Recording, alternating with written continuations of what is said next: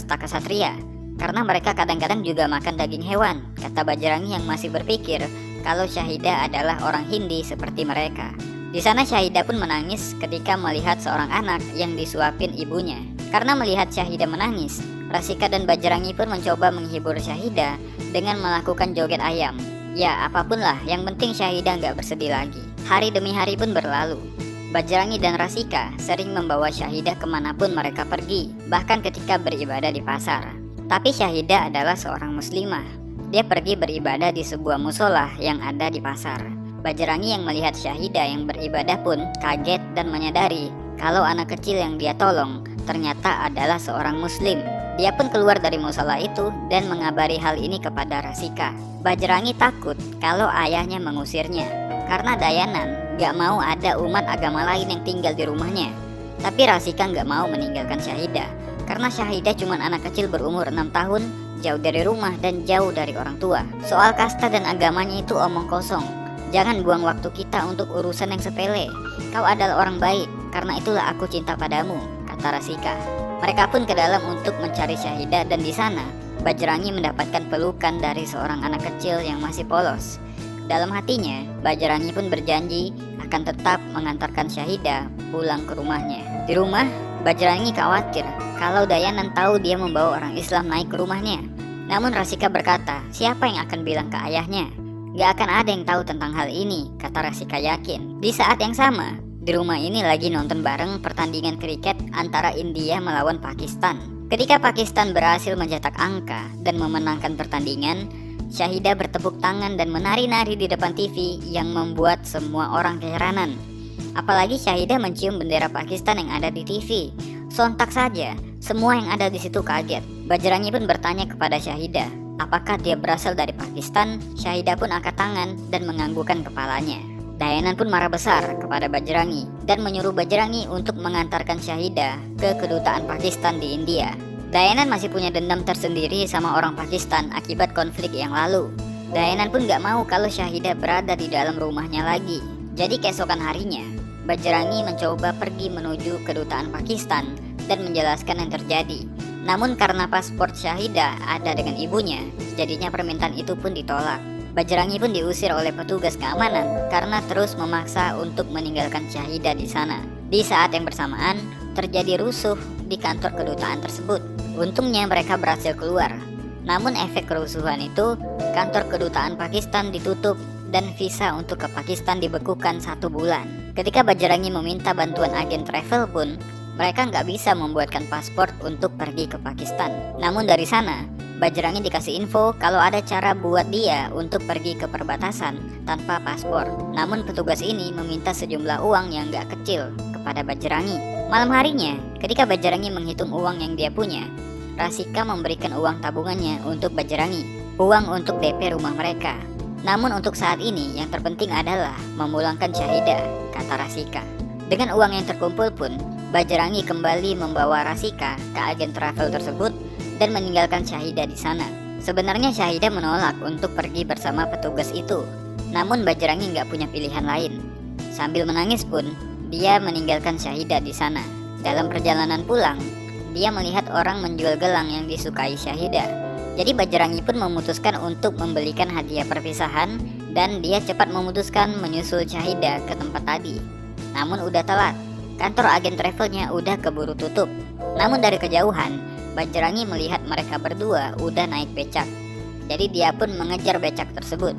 Ketika berhasil menyusul, dia mendapatkan informasi dari supir becak tadi kalau mereka berdua pergi ke hotel itu. Bajrangi pun lalu menyusul mereka. Hotel ini adalah hotel esek-esek, tempat gak bener. Bajrangi kemudian langsung mencari Syahida dari kamar ke kamar dan mendapatkan kalau si petugas tadi tengah bertransaksi kepada mucikari untuk menjual Syahida. Bajrangi pun marah, matanya merah, darahnya mendidih. Syahida pun langsung berlari memeluk Bajrangi. Preman yang ada di situ mencoba merebut Syahida kembali, tapi Bajrangi berhasil melempar orang itu keluar jendela.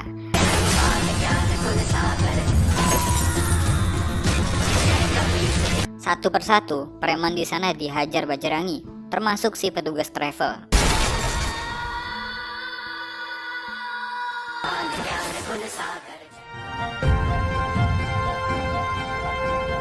Karena nggak bisa mempercayai siapapun, Bajrangi memutuskan untuk memulangkan Syahidah ke Pakistan sendirian, tanpa paspor, tanpa visa. Bajrangi dengan keyakinannya pun berniat untuk memulangkan Syahidah dengan usahanya sendiri. Singkat cerita, mereka pun pergi dengan bis dan melanjutkan perjalanan dengan jalan kaki. Di tengah-tengah perjalanan, Bajrangi dicegat oleh seorang lelaki bernama Ali. Dia pun ditawari tumpangan, tapi harus membayar sejumlah uang. Bajrangi menolak dan memilih untuk terus berjalan. Tapi Ali meyakinkan kalau pagar perbatasan itu dialiri oleh listrik tegangan tinggi. Petugas perbatasan pun akan menebakimu, baru bertanya ke mayatmu apakah kau orang India atau Pakistan, kata Ali. Demi kebaikan anak ini, mari ikut denganku, katanya. Akhirnya Bajrangi pun naik mobil ini. Mereka pun sampai di perbatasan. Ali kemudian memandu mereka untuk melewati pagar itu dengan terowongan. Ketika sampai di seberang, Bajrangi nggak mau pergi sampai dia meminta izin tentara jaga supaya diizinkan untuk lewat. Ali pun nggak habis pikir kenapa Bajrangi punya pikiran seperti itu. Tentara jaga akan menembaki kita, katanya. Namun Bajrangi adalah orang jujur. Dia harus minta izin dulu. Ali pun akhirnya lari, meninggalkan mereka. Ketika tentara jaga memergoki mereka, Bajrangi mengatakan semuanya dengan jujur, termasuk cara dia melewati pagar itu dengan terowongan. Namun itu semua nggak ada gunanya. Mereka tetap disuruh kembali ke India. Gak lama setelah itu, dengan melewati terowongan yang lain, mereka pun menyeberang lagi. Kali ini, Bajrangi tetap jujur. Namun dia ditendang oleh tentara jaga karena keyakinannya. Karena melihat Syahidah yang menangis, sang komandan pun menyuruh anak buahnya berhenti memukuli Bajrangi. Komandan itu pun memutuskan, kami akan kembali ke sini 10 menit lagi. Kami nggak akan tahu kalau kau pergi ke Pakistan ataupun kembali ke India. Tapi kalau kulihat kau masih di sini, maka kau kutembak, katanya. 10 menit kemudian, Bajrangi dan Syahidah nggak pergi dari sana. Bajrangi tetap kekeh kalau dia butuh izin dari tentara jaga dan berjanji jika udah mengantarkan Syahidah ke orang tuanya, maka dia akan kembali. Akhirnya, hati sekomandan pun luluh juga. Mereka berdua kemudian mendapatkan izin untuk masuk ke Pakistan. Mereka pun melanjutkan perjalanan.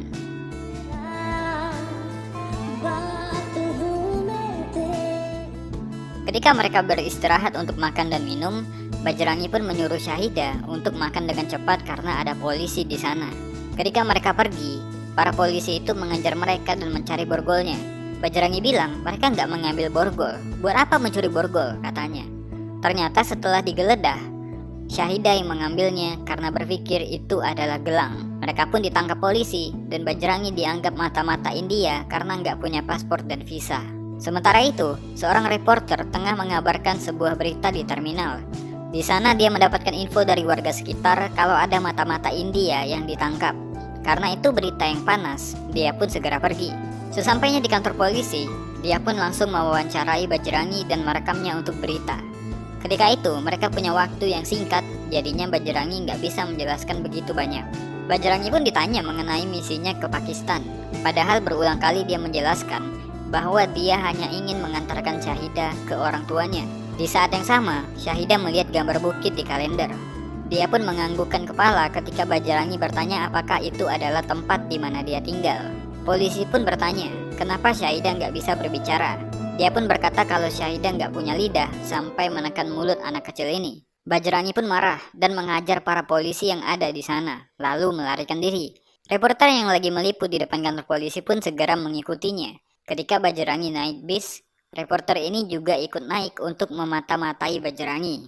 Di dalam bis, reporter ini menelpon polisi dan mengabarkan kalau dia lagi berada di dalam bis yang sama dengan Bajrangi dan menginformasikan nama bis itu.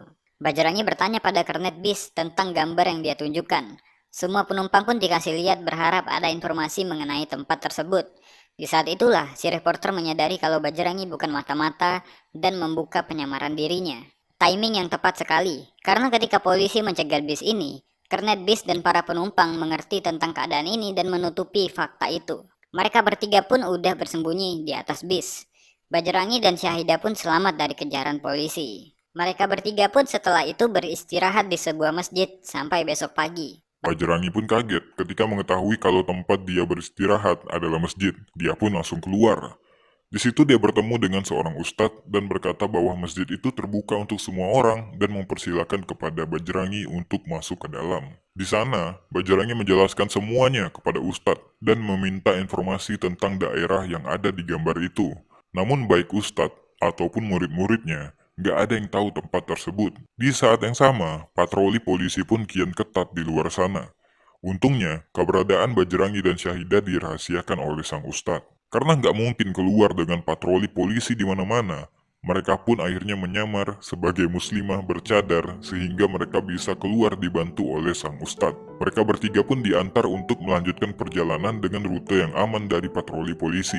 Bajrangi memang selalu memegang teguh kejujuran, tapi beda dengan si reporter yang bernama Nawab ini. Nawab menyuruh Syahidah menyumbat knalpot mobil orang lain dengan pisang. Jadi ketika mobil itu mogok, Nawab berpura-pura membenarkan mobil tersebut, sehingga mereka pun mendapatkan tumpangan. Tapi benar kata Bajrangi, ketidakjujuran itu hal yang gak dibenarkan. Mobil yang mereka tumpangi adalah mobil kepala polisi yang lagi cuti. Dia terpaksa masuk ke kantor karena mendengar ada mata-mata India yang masuk ke Pakistan. Suasana pun tambah tegang ketika kepala polisi ini menawarkan mereka untuk diantar sampai di rumah.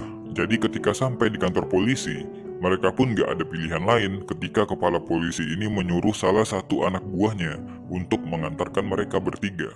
Singkat cerita, kepala polisi pun akhirnya tahu bahwa yang dia tumpangi tadi adalah tersangkanya. Setelah menjalankan tipu muslihat mereka, untungnya mereka pun berhasil lolos dari situasi tegang ini. Mereka pun melanjutkan perjalanan, menumpang dari satu kendaraan ke kendaraan lain, menumpang menginap di satu tempat ke tempat lain. Perjalanan mereka pun mendekati daerah tinggal Syahidah, namun mereka belum menemukan di mana tepatnya rumah Syahidah. Sementara itu di India, Rasika mengkhawatirkan Bajrangi yang belum menghubunginya sejak keberangkatannya. Ayahnya pun kaget dan marah ketika mengetahui kalau Bajrangi pergi ke Pakistan tanpa paspor dan visa.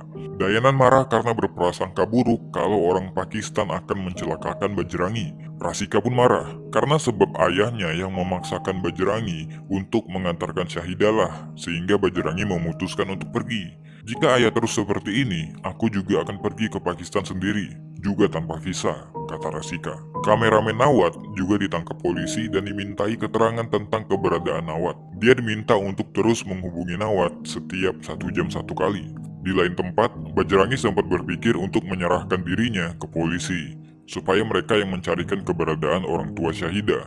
Namun Nawat mencegahnya dan berkata, kau bisa masuk penjara dan gak ada satu orang pun yang tahu keberadaanmu. Lagi pula polisi di sini belum tentu sepertimu yang berusaha keras. Mungkin mereka akan mencoba beberapa hari sebelum akhirnya Syahidah dibawa ke panti asuhan. Nawat pun memikirkan solusi lain. Dia mencoba menjual kisah ini ke stasiun TV sehingga mencari keberadaan orang tua Syahidah jadi lebih mudah. Tapi sayang, usahanya gagal karena nggak ada stasiun TV yang mau dengan berita tersebut. Berita kebencian mudah dijual, tapi kisah kasih sayang seperti ini malah nggak mendapatkan tempat, kata Nawat. Mereka pun memutuskan untuk pergi ke sebuah tempat suci, di mana di sana kabarnya bisa mempertemukan orang-orang yang terpisah.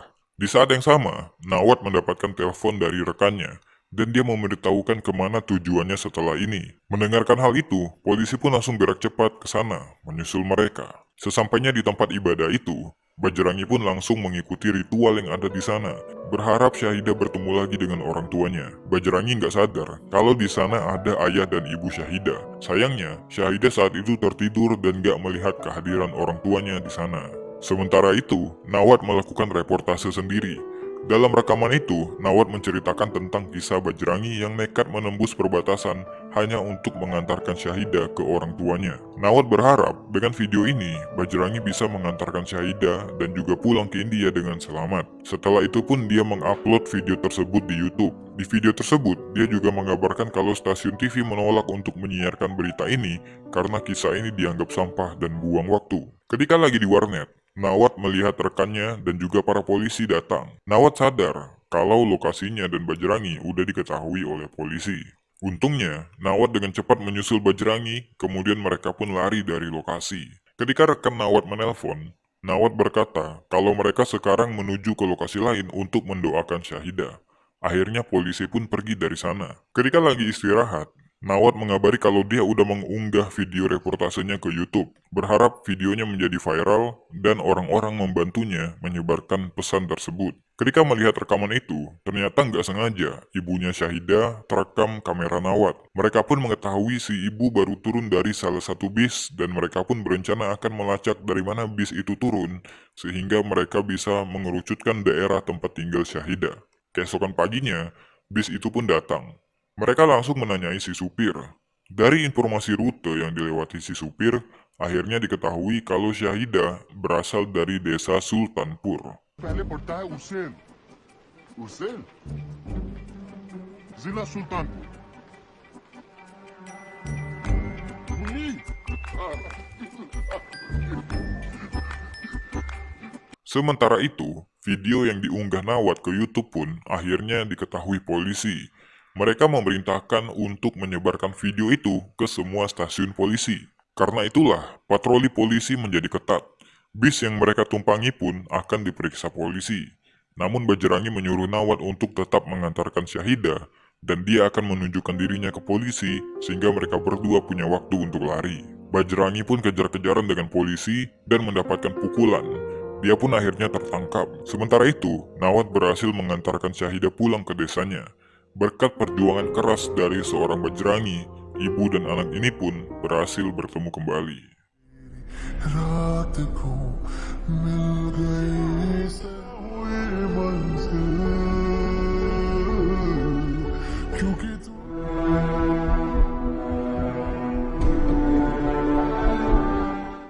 Sementara itu, Bajrangi dihajar habis-habisan oleh polisi dan disiksa di tahanan.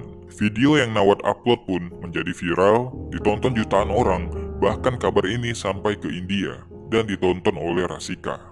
Semua media cetak memberitakan hal ini. Rakyat Pakistan bersimpati pada sosok Bajrangi, namun dari kepala polisi tetap nggak mau tahu dan tetap menganggap kalau Bajrangi adalah mata-mata India.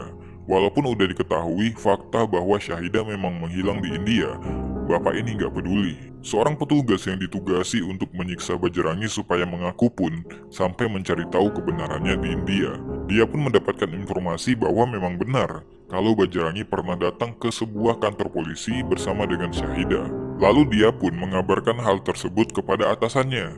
Namun si bapak laknat ini tetap memaksa bahwa Bajrangi harus mengaku sebagai mata-mata India, bahkan mengancam mencutikan petugas ini kalau dia nggak berhasil membuat Bajrangi mengaku. Petugas ini pun heran dengan pikiran atasannya. Tapi untungnya, dia masih punya hati nurani. Dia berpikir, kalau seorang pria seperti Bajrangi sampai ditahan di penjara Pakistan seumur hidupnya, maka itu akan menodai kehormatan negaranya. Dia pun gak mau membiarkan hal itu terjadi. Sementara itu, Nawad akhirnya dibantu oleh sebuah stasiun TV untuk menyebarkan berita ini. Nawad berkata bahwa Bajrangi saat ini ditahan di penjara Pakistan hanya karena permusuhan dua negara. Nawad mengajak para pemirsa untuk mengakhiri permusuhan ini, baik itu rakyat India ataupun Pakistan, supaya kita bisa membesarkan anak-anak kita dengan penuh cinta, bukan kebencian, katanya. Nawad pun mengajak para pemirsa untuk melakukan aksi besar-besaran di perbatasan untuk memastikan Bajrangi bisa kembali ke India dengan selamat. Kabar itu pun membuat kepala polisi kalang kabut dan panik, dan benar aja, keesokan paginya, ribuan orang datang bergabung dalam aksi menuntut kebebasan Bajrangi. Dari sisi India maupun Pakistan, semuanya berkumpul di perbatasan. Nawad pun akhirnya bertemu lagi dengan Bajrangi, mengabari bahwa Syahidah telah bertemu dengan orang tuanya. Nawad pun menyuruh Bajrangi untuk mengunjungi Pakistan lagi, tapi bukan dengan terowongan, melainkan dengan paspor. Semua orang pun mengantarkan Bajrangi dengan meneriakkan namanya. Bajrangi वादा बजरंगी वादा बजरंगी वादा बजरंगी वादा Sebenarnya, para tentara perbatasan gak mau membukakan pintu gerbang. Namun karena mereka kalah jumlah, terpaksa mereka mengalah dan membiarkan Bajrangi menyeberang. Orang-orang Pakistan pun membuka gerbang tersebut. Bajrangi dengan tertatih-tatih berjalan keluar menuju wilayah India, di mana Rasika dan keluarganya udah siap menyambut Bajrangi. Ketika Bajrangi menyeberang, Syahidah pun menyusul untuk berpisah mungkin untuk terakhir kalinya. Tapi Bajrangi udah keburu menyeberang dan hampir masuk ke wilayah India. Syahidah nggak bisa memanggil Bajrangi karena udah terlalu jauh. Namun secara ajaib, Syahidah berhasil berbicara lagi. Keinginannya untuk memanggil Bajrangi memicu suaranya keluar.